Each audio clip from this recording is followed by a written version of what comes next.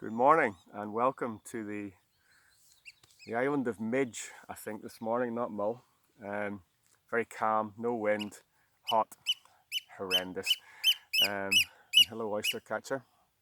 Um, so I may pick you up. We might go walking if I get too mullered. Uh, it's bad. Now, this morning's message is prime the pump. And what's the Northern Irishman talking about there? Well, I tend to sit at night thinking about what the name of goodness I'm going to talk to you about the next day, having done 55, 56 of these.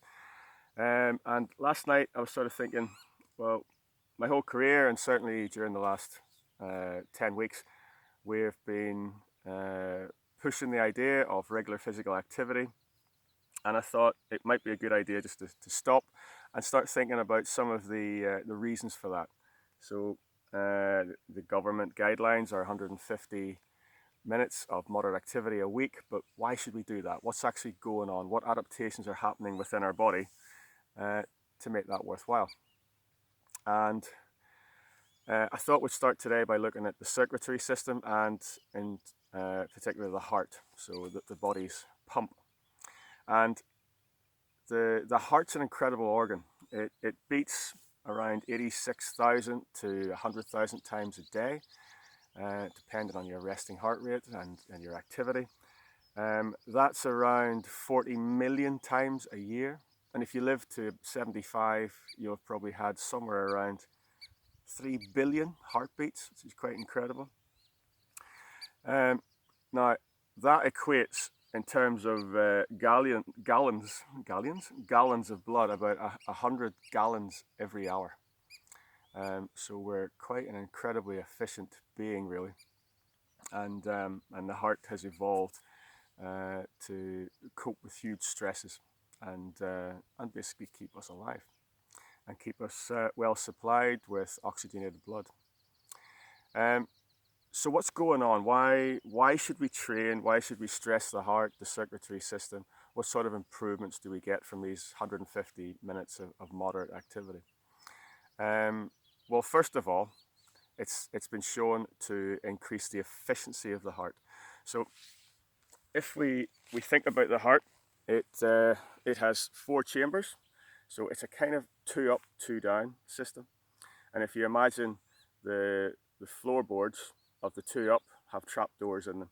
So blood flows into the 2 higher chambers and then empties through the trapdoors into the lower chambers, and then they get pushed out either from the right side to the lungs to get oxygenated, and 8 seconds that stuff comes back in to the left side of the heart, and the left lower chamber pumps it out to the rest of the body to keep us filled up with oxygenated blood and keep us alive, basically, keep all our organs functioning.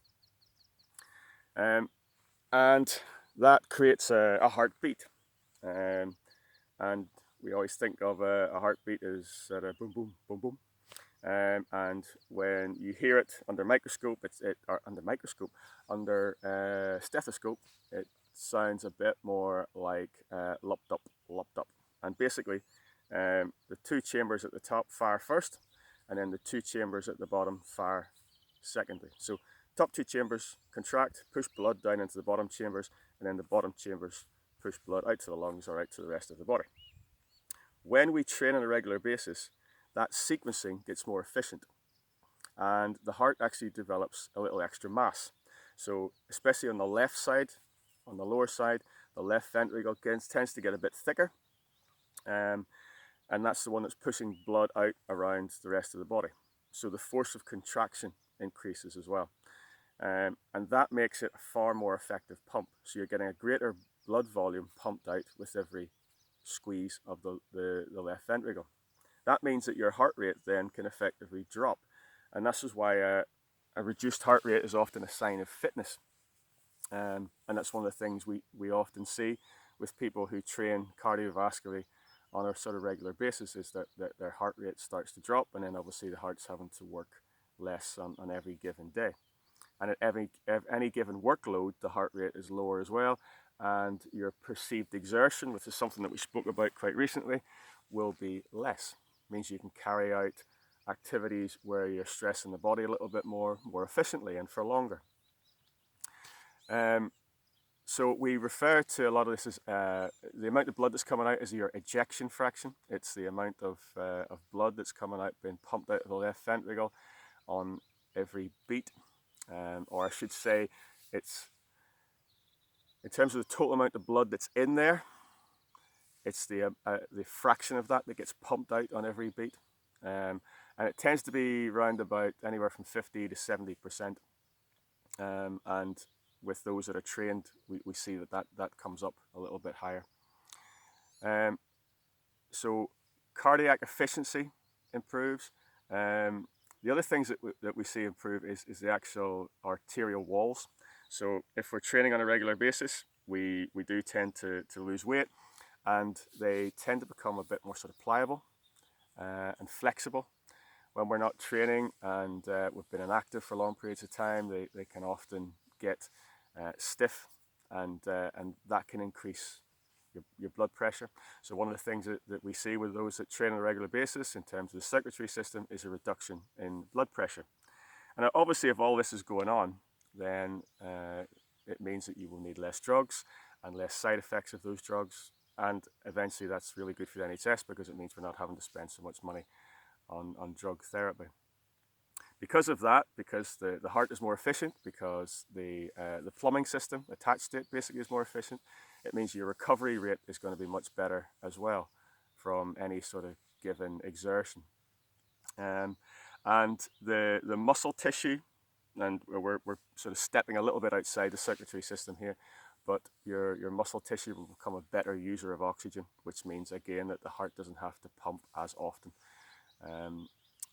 And as I say, your resting heart rate will drop.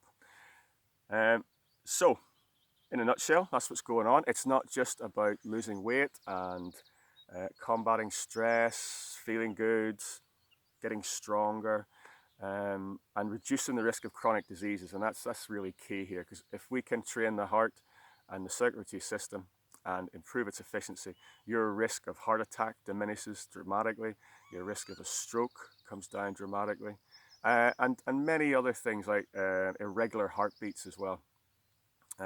Quite often we see in later years people develop irregular heartbeats. I have an irregular heartbeat. It's in one of my ventricles. It's probably something I had since birth. But other people get slightly more dangerous arrhythmias, as they're known, and in the upper chambers. And regular physical activity will help to improve that situation or reduce the risk of that happening long term, along with all the other reduced risks around diabetes, around cancer, obesity, and the sort of comorbidities that come with obesity, the added problems that come with obesity. So I hope that gives you a little insight into what's going on with the heart and blood vessels, and we will probably carry this on in further talks. We might look at some other systems in the body and perhaps some other organs, and the benefits to you from regular physical activity. I have been absolutely destroyed, so I'm going to go and stick my head in a cold shower and have a good day. The time you get up and out, hopefully these midges will have been burnt off a little bit, or the wind might have got up just a touch to blow them away. If you're watching on YouTube channel, please subscribe. And finally, some really good news for next week. How can I forget? He's going to kill me. So as you know, we've had some of our staff furloughed for some time now. Ian, who works full-time on the mainstream core program, has been furloughed, I think, for around 8 weeks. But really good news, he's going to be back on Monday. And he's very excited to get back. It might be a case of him introducing himself to some of you guys that are on this group who may not have seen him. He was there at the very beginning, and then obviously had to take a step back for a while. But he's very enthusiastic about getting back, and we're very, very happy to have him back. So on Monday, return of the pocket rocket. And you guys have a good day. Stay safe. Bye-bye.